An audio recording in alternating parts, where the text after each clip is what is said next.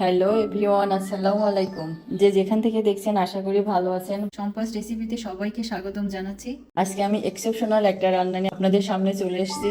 চমৎকার একটি রান্না এবং কালারফুল রান্না। তো ভিউয়ার্স, চলুন এবার রান্নাটা শুরু করি। এখানে আমি একটি পাত্রে দিয়ে দেবো সামান্য সরিষার তেল। এখানে আমি রুই মাছের একটা মাথা ও লেজ নিয়েছি। মাছটা ভালোভাবে ধুয়ে হলুদ লবণ দিয়ে মেখে নিয়েছি। একটু এখন ভালো করে ভেজে নেব। মাছটা ভালোভাবে ভাজা হয়ে গেছে, এবার আমি উঠিয়ে নেব।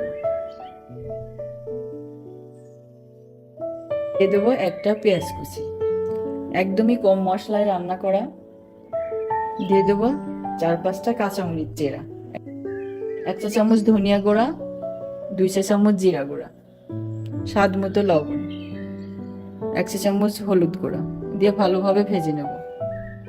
দিয়ে দেবো সামান্য পানি, যাতে মশলাটা নিচে থেকে পুড়ে না যায়। এবার দিয়ে দেবো ধুয়ে রাখা বিটরুট,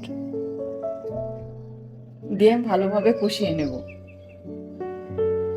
এখানে আমি 1 কাপের মতো পানি দিয়ে বিটরুটটা ঢেকে রান্না করব 10 থেকে 12 মিনিট।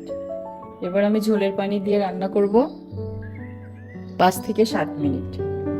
পানিটা ফুটে গেছে, ভেজে রাখা মাছের মাথাগুলো দিয়ে দেব।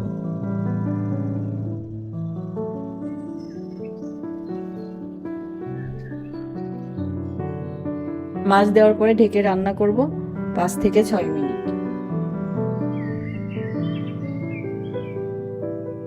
তরকারিটা নামানোর 2 মিনিট আগে দিয়ে দেবো ধনেপাতা কুচি।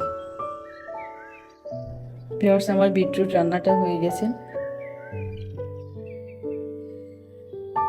এক্সেপশনাল একটা রেসিপি আমি আপনাদেরকে ট্রাই করে দেখালাম। বাসায় রান্না করবেন এবং আমাকে কমেন্ট করে জানাবেন, কারণ আপনাদের কমেন্ট আমাকে অনেক বেশি উৎসাহ দেয়।